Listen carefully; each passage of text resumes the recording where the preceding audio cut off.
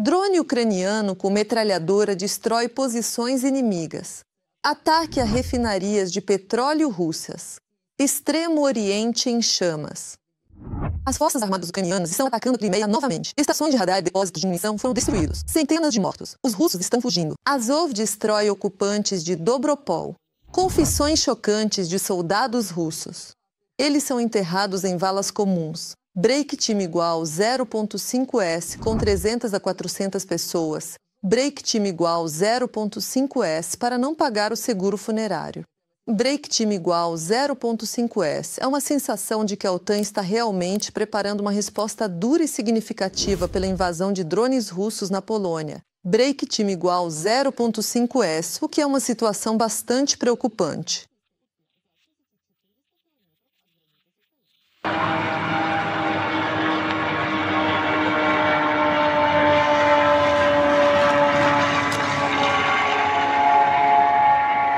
Viu o drone? Não viu? Está voando.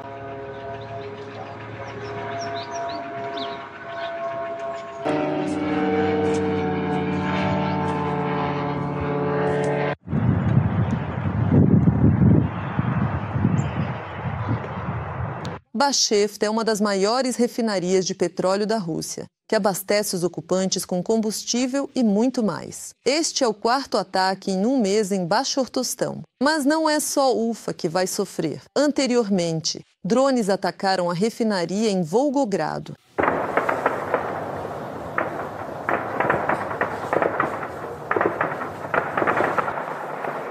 Os russos estavam inquietos nos territórios temporariamente ocupados. As forças de defesa da Ucrânia, na noite de 14 de outubro, atingiram fortemente depósitos de munição, estações de radar dos ocupantes e postos de comando. Mas isso ainda não é tudo. Pela primeira vez, Chelyabinsk recebeu um alerta de perigo de drones por causa de bons drones de ataque em seu espaço aéreo. Aliás, de Kharkiv até Chelyabinsk são, veja só, quase 1.800 quilômetros. De Sumy e Chernigo é ainda mais longe. Todos falam do perigo dos drones. Deixem like e comentários para nossos militares pelo trabalho preciso. Lendo comentários anteriores, vejo que muitos nos assistem do Cazaquistão, Moldávia, Europa e até dos Estados Unidos. Nós, ucranianos, somos gratos pelo apoio de vocês e temos orgulho de ter espectadores sensatos. Escreva nos comentários de qual país você está nos assistindo e se aí apoiam nossa luta contra o império do mal. Leio seus comentários com prazer. E nós seguimos em frente. A parte mais interessante. Notícias da linha de frente. A situação continua difícil na direção de Pokrovsk. Um militar murchou e relata. Direção de Pokrovsk. O inimigo está agora sob controle de fogo. Mantém todos os acessos e estradas internas da aglomeração de Pokrovsk, praticamente fechando a cidade em um cerco de fogo. Entrar ou sair se tornou criticamente difícil. Qualquer tentativa de manobra resulta na perda de equipamentos ou de pessoas. Eu chamaria isso de fronteira de fogo, que obriga a se mover apenas sob cobertura ou ao longo de corredores estreitos. Na parte oeste da cidade, o inimigo assumiu o controle de uma certa quantidade de fortificações. Lá, eles já estão montando seus pontos de fogo, bloqueando acessos e criando ameaça tanto para nossa retaguarda quanto para a evacuação. Se eles se consolidarem de vez, isso vai significar bombardeios constantes nas rotas logísticas e alto risco de cercar nossa guarnição. No flanco sul, nossas unidades estão atuando com firmeza. No geral, estão eliminando os porcos nos conjuntos de chácaras e expulsando-os ao sul de Shunichina. Não está menos difícil, na direção de Dobropoli. O inimigo não diminui o ritmo das ações de assalto no chamado Bolsão de Chakolskoye. É exatamente lá que está o principal ponto de tensão agora. Manobrar, mudar de posição, recuar para o norte para não ser envolvido. Porque a situação lá realmente pode piorar. Por toda essa curva, a artilharia inimiga está atuando. Especialmente na região de Toretskoye e Sofieka. Robôs terrestres de ataque já estão participando de operações de combate. pelo menos no setor da 93ª Brigada, estão rompendo as defesas do inimigo. Aqui estão imagens do trabalho de combate da 93ª Brigada Cholodnyar na região de Konstantinovka. Um drone terrestre ucraniano com módulo de metralhadora abre fogo a curta distância contra uma plantação e elimina pelo menos um ocupante russo. Após concluir a missão, o robô, apesar dos ataques de drones FPV e da artilharia inimiga, retorna aos operadores.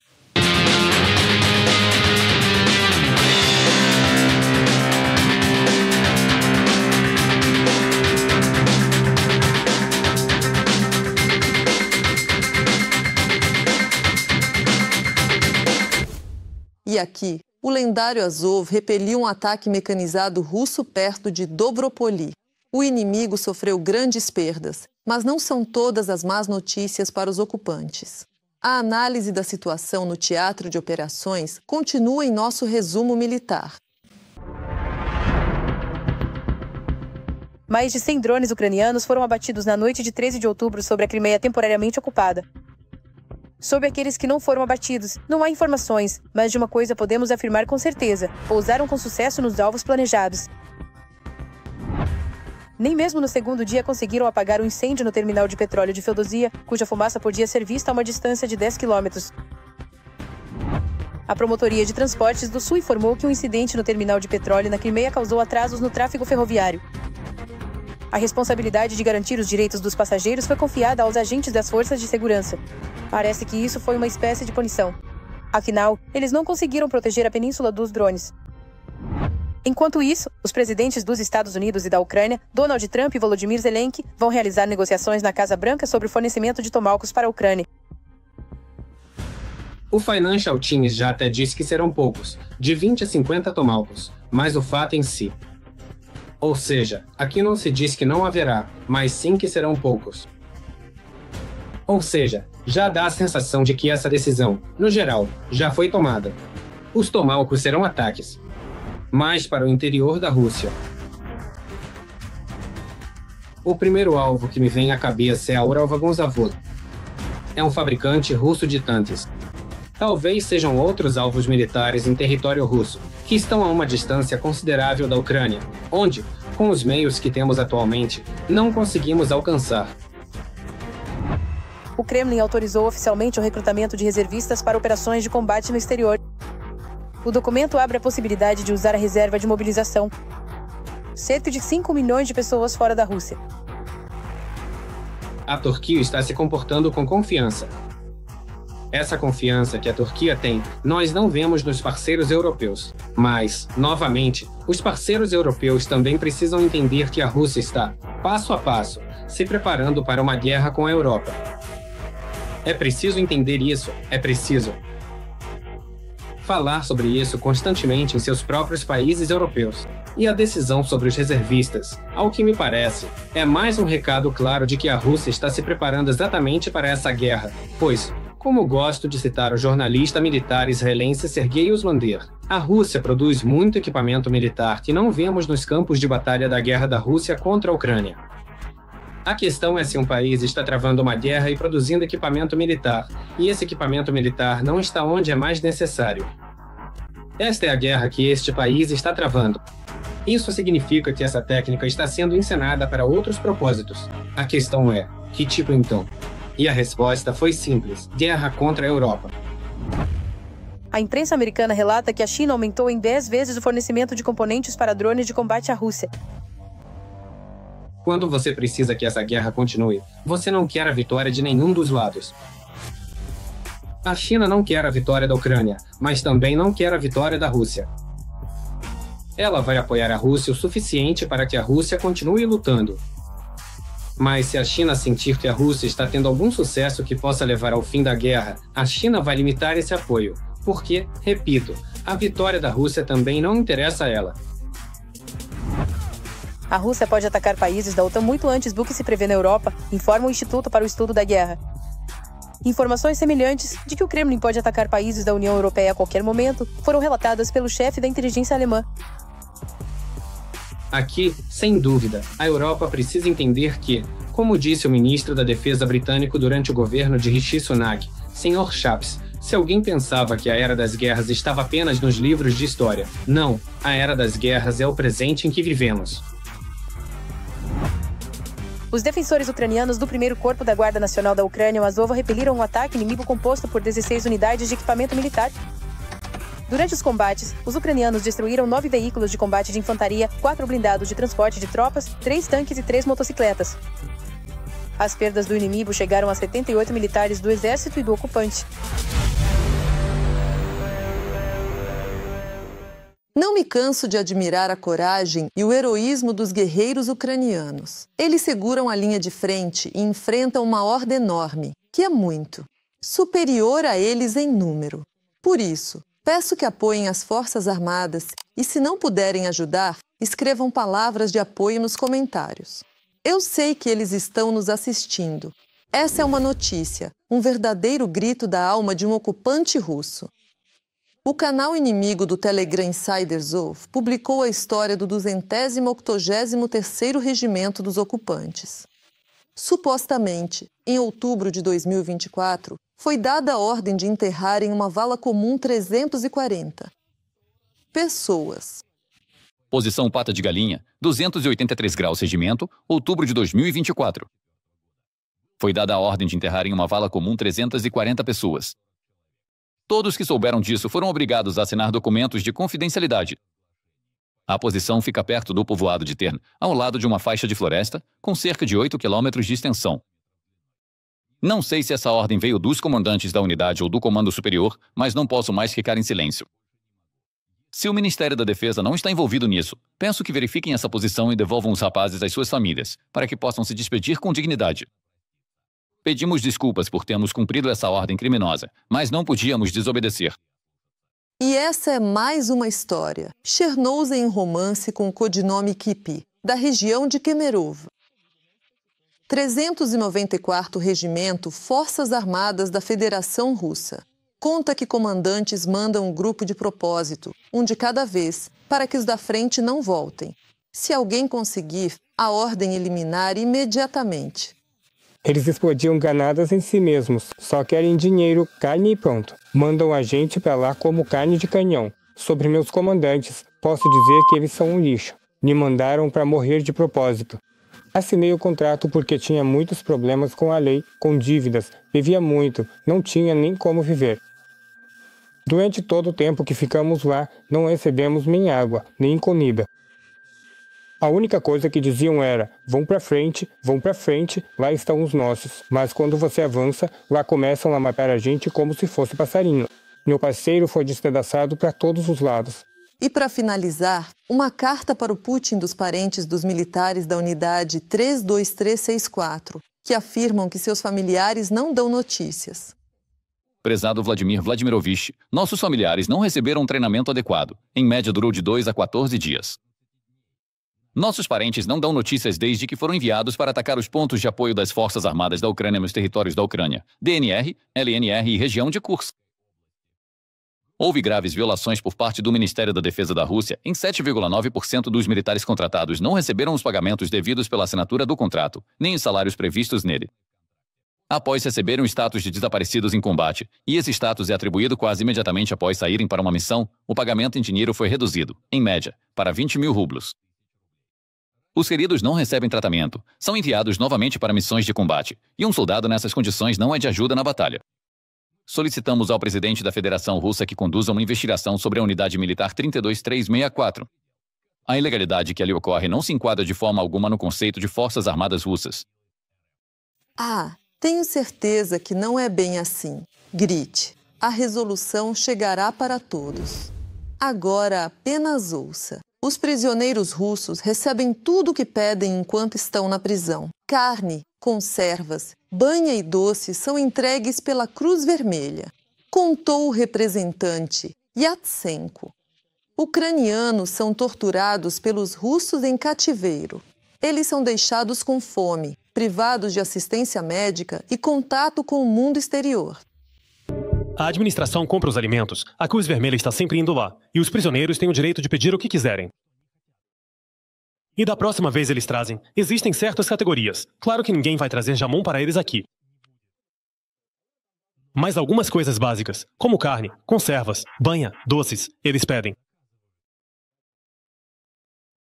Na maioria das vezes, eles escolhem doces. Lembro que o comissário de Direitos Humanos da Ucrânia, Dmytro Lubinets, afirmou que prisioneiros de guerra russos são mantidos conforme as convenções de Genebra. Supostamente. Por isso eles têm direito a carne e doces. Não está na hora de rever essas regras? Porque, no fim das contas, a Ucrânia segue as normas, enquanto a Rússia não está nem aí para nada. Deixe sua opinião nos comentários. A OTAN pretende reforçar a resposta à agressão russa. Foi o que declarou o ministro da Defesa do Reino Unido, John Gilly, antes da reunião do Conselho do Atlântico Norte em nível de ministros da Defesa. Segundo ele, independentemente de as ações da Rússia serem intencionais ou não, Putin acompanha o que eles fazem. Hoje, o Reino Unido e os países da OTAN estão se reunindo para reforçar nossa resposta à agressão da Rússia. A invasão de Putin ao território da OTAN é imprudente, perigosa e absolutamente inaceitável. Se a OTAN estiver sob ameaça, nós vamos agir. Devemos responder à sua escalada com nossa força. Por isso, hoje estamos nos fortalecendo juntos.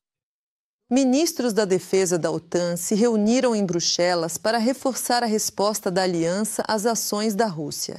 Gil destacou que o Reino Unido continuará na missão da OTAN. Caças do país seguirão realizando voos sobre a Polônia até o final do ano. Também estamos aumentando a produção de drones para a Ucrânia, tendo fornecido mais de 100 mil drones este ano. E, junto com a Ucrânia, estamos desenvolvendo novos drones interceptadores, mais avançados. Então, senhoras e senhores, quais suas apostas? Qual a resposta da OTAN à agressão da Rússia? Haverá resposta? Escrevam opiniões nos comentários. Os ocupantes prenderam novamente o tártaro da Crimeia, Lenur Kalilov, que havia sido libertado da colônia devido ao seu grave estado de saúde. A informação foi divulgada pelo movimento social Solidariedade da Crimeia. A publicação relata que Lenur Kalilov, de 57 anos, ex-presidente da comunidade muçulmana independente de Alusta, que anteriormente havia sido condenado a 18 anos de prisão no chamado caso do grupo de Alusta, um Hizb ut-Tahrir, foi libertado devido ao seu grave estado de saúde. Todos os detalhes foram informados por Emil Kurbedino.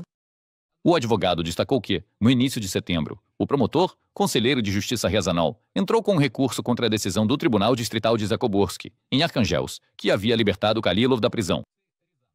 Anteriormente, ao muçulmano da Crimeia foram diagnosticadas várias doenças, em particular, câncer primário de fígado com metástases nos linfonodos, hepatite C crônica, hipertensão de segundo grau, pequenos cistos no fígado, cisto no rim esquerdo e pedras nos rins.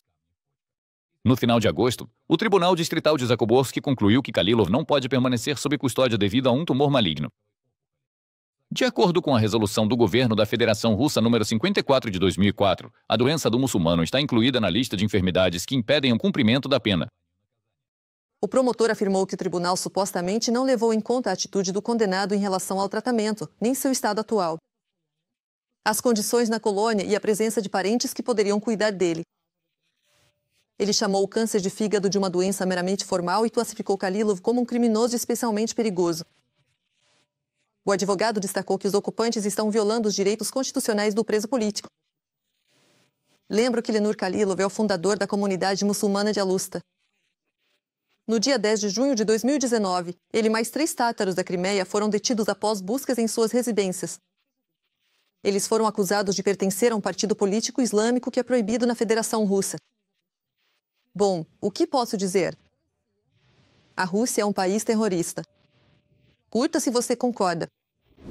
Adolescentes na Bielorrússia estão sendo ensinados a sentir afinidade com a chamada LNR e ao ser homem. O Centro de Investigação da Bielorrússia revelou como e que está preparando as crianças para um futuro militar.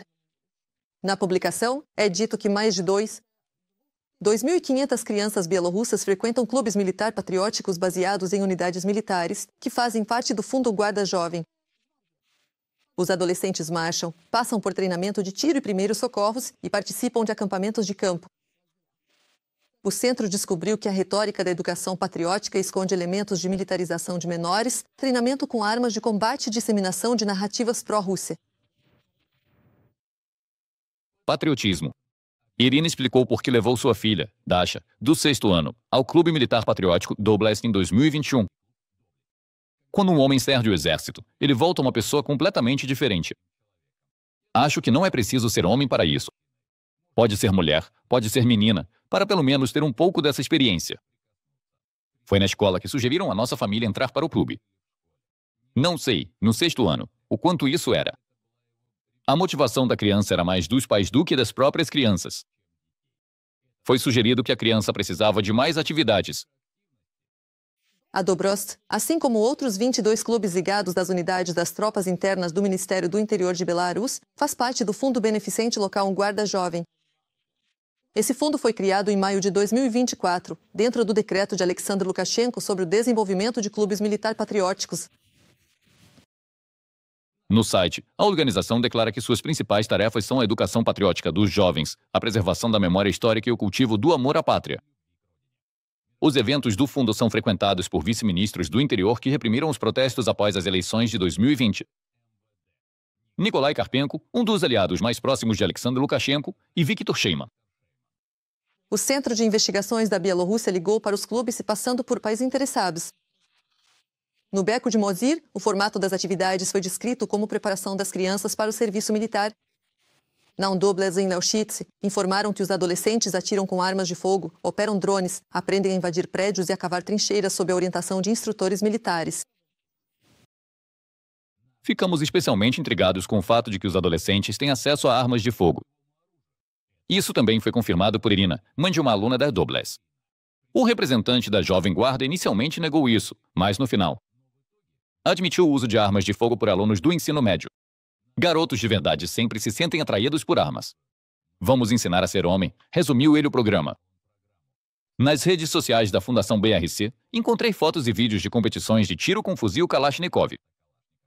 O diretor da fundação, Sergei Grebenikos, deu conselhos às crianças. O tiro de combate é algo muito sério. Mostramos o vídeo ao representante da iniciativa Belpol, Vladimir Zigar. O ex-policial confirmou, na arma de verdade. Os pais com quem conversamos encaram isso com tranquilidade. O que você acha de toda essa história da Bielorrússia? Escreva nos comentários, vou ler com certeza.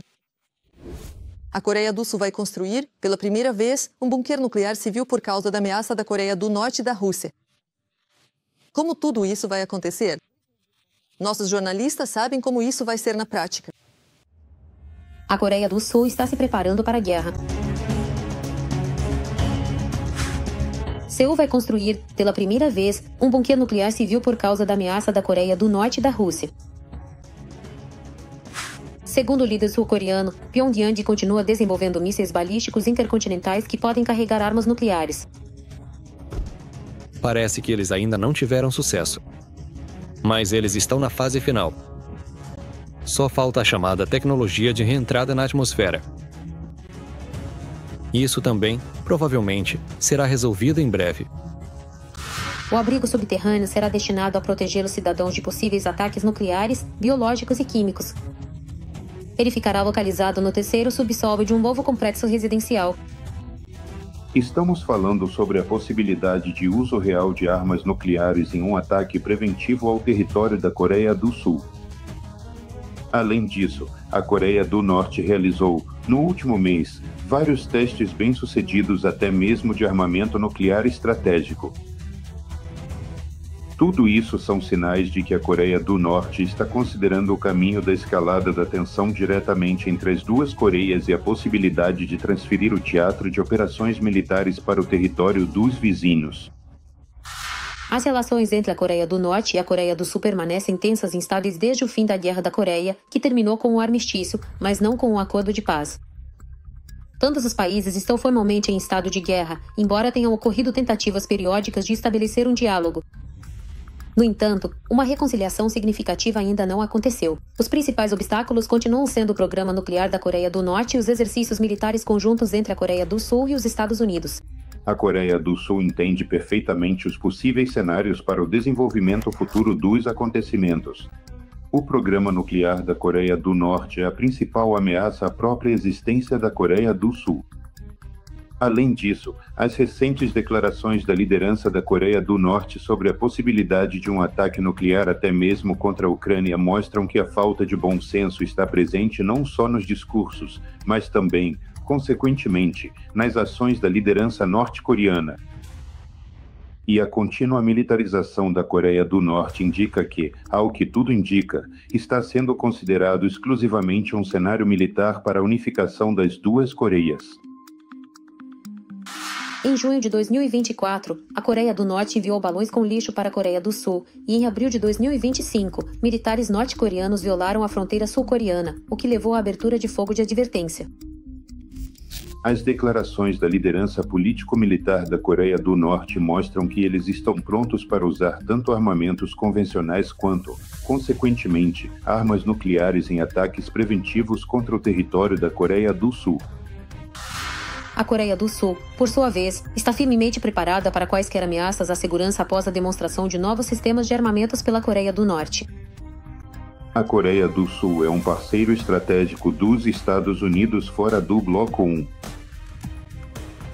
E a declaração dos Estados Unidos de que, em caso de possíveis provocações militares por parte da Coreia do Norte, os Estados Unidos fornecerão à Coreia do Sul toda a assistência militar, tanto convencional quanto, se necessário, com a possibilidade de uso do arsenal nuclear dos Estados Unidos.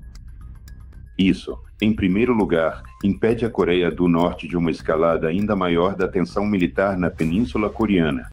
Mas, ao mesmo tempo, não devemos esquecer que a Federação Russa utiliza o fator Coreia do Norte como uma forma de desviar a atenção dos Estados Unidos dos processos que ocorrem tanto na Ucrânia quanto no continente europeu. O novo presidente da Coreia do Sul declarou o desejo de melhorar as relações tensas com Pyongyang, mas sua proposta de diálogo foi rejeitada pela Coreia do Norte. Lee Jae-myung acredita que Donald Trump pode ser a única pessoa capaz de se tornar um parceiro de negociações para a Coreia do Norte. Mas aqui é uma guerra de ideologias, e as tentativas de buscar um compromisso por parte da Coreia do Sul, justamente pela via diplomática, vão encontrar incompreensão por parte da liderança político-militar da Coreia do Norte. Vale ressaltar que justamente a possibilidade de confronto entre os dois sistemas é o principal pilar da existência do regime comunista da Coreia do Norte nas últimas décadas. A Coreia do Norte desenvolve ativamente seu programa nuclear e tecnologias de mísseis, demonstrando poder militar em resposta a sanções internacionais e pressão política.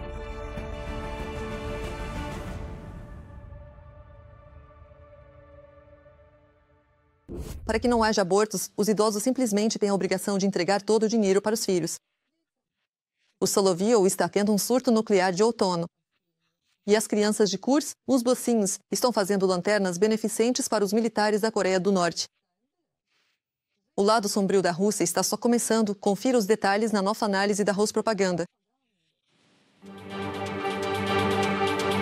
Na Rússia, continuam sendo exibidos programas de TV e transmissões ao vivo, onde a imagem do mundo é cuidadosamente moldada para os telespectadores, desde ameaças apocalípticas até oficinas patrióticas nas escolas. De qualquer forma, a propaganda continua sendo uma parte importante do campo informacional da Federação Russa. No entanto, às vezes, nos programas dos propagandistas russos, aparecem declarações bastante interessantes, ou até mesmo verdades. Em resumo, depois de 4 anos de promessas grandiosas, relatórios animadores e declarações solenes, e com tudo prestes a desmoronar, finalmente surgiu um lampejo de razão no ar. E me parece que estamos subestimando muito o que está acontecendo. E, na minha opinião, estamos interpretando os sinais que recebemos de forma otimista demais. Ou o show delirante do Solovio de repente virou uma sessão de sinceridade, ou o manual da propaganda deu defeito, mas o fato é que isso aconteceu. Na realidade, finalmente, rompeu a blindagem dos cenários televisivos. O que estamos vendo na realidade agora? Vemos que os ataques que desferimos de forma relativamente eficaz no território da Ucrânia não são determinantes diretamente na linha de frente. Não deve haver nenhuma ilusão. E agora, sobre o cotidiano surpreendente dos moradores russos. Durante as gravações do programa Homem e Mulher na região de Smolensk, falaram sobre violência doméstica. E já alguns dias após as gravações, a protagonista, Ludmila Zyrteva, de 28 anos, foi assassinada. Ele nunca te puxou pelos cabelos. Se for só briga, sim, brigar acontece entre a gente. Com vocês. É só discussão ou chega a ter confronto físico mesmo? Por que ele iria me bater? Por causa de quê? Mas olha, sua irmã disse que ele te puxou pelos cabelos. Isso aconteceu na minha frente. E pelo que vejo da sua. Reação. Isso é verdade. Ela não veio ao programa em busca de fama, mas sim de ajuda. No estúdio, balançavam a cabeça para ela, suspiravam com compaixão, colocavam uma música trágica e depois desligaram as câmeras, recolheram os cenários e foram embora. Mas o principal é que o herói sadista não vai sofrer nenhuma consequência por isso, no máximo um contrato e ir para a linha de frente. Mas enquanto o Estado sanitário carrega orgulhosamente a bandeira da espiritualidade e dos valores tradicionais, um clérigo especialmente inspirado resolveu compartilhar sua receita para salvar a demografia.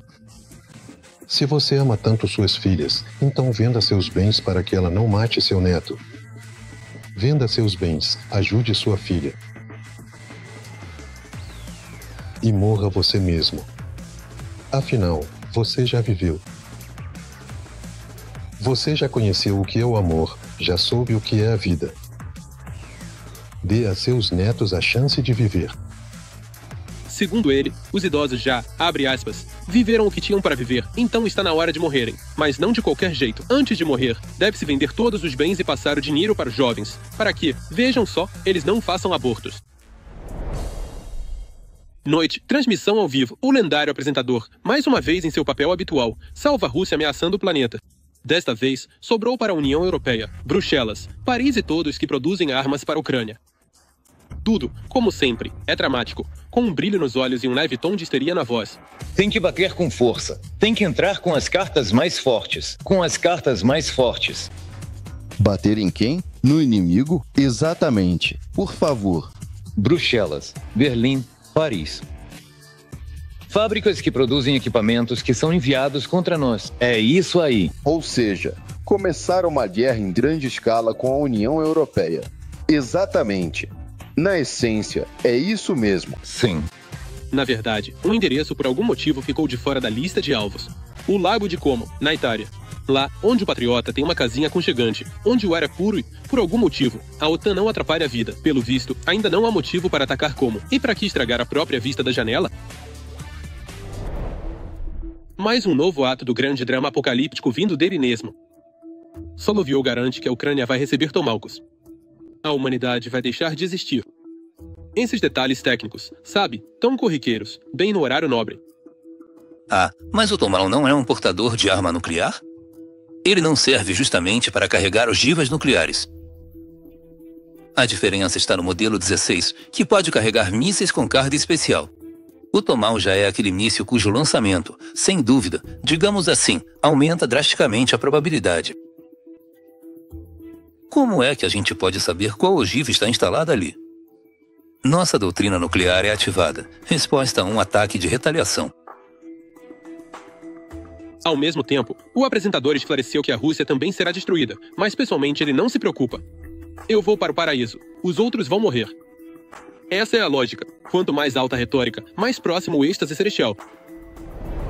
Enquanto isso, em curso, obrigaram os alunos a fazer lanternas de agradecimento para os militares da Coreia do Norte. Sim, aqueles mesmos soldados que estão lutando contra as forças armadas da Ucrânia. E nessa versão, eles são chamados de libertadores da região de Kursk. A Coreia do Norte disse: estamos prontos para ficar ao seu lado. Eles se mostraram absolutamente heróicos. E vocês sabem como se diz obrigado em coreano? Essa lanterna é muito bonita quando é solta no parque.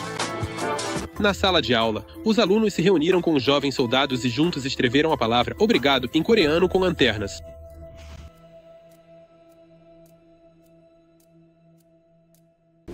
Já faz tempo que entendemos que as opiniões do jornalista americano Tucker Carlson estão longe de ser sensatas.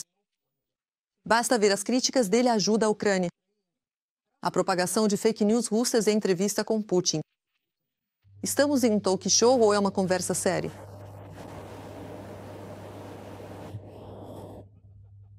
Aqui está uma citação. Obrigado. Esta é uma conversa séria. Sim, é uma conversa séria.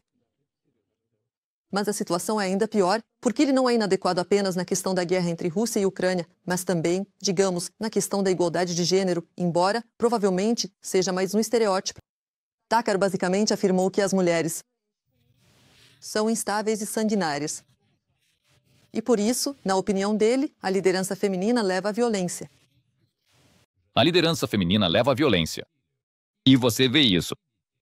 Na verdade, as esposas dos bolcheviques eram mais sanguinárias do que eles próprios. E eu não sei exatamente o que é isso. Acho que uma liderança masculina fraca desperta algo realmente sombrio nas mulheres. Não é culpa delas, é culpa dos homens. É trabalho do homem liderar. Você não pode fugir dessa responsabilidade, porque ela não foi criada pelo homem. Ela existe desde sempre. Em um estudo chamado Total War, foi descoberto que as mulheres cometem muito mais crimes de guerra do que os homens. Há algo na liderança feminina que leva muito rapidamente à violência. Bem, sim, claro.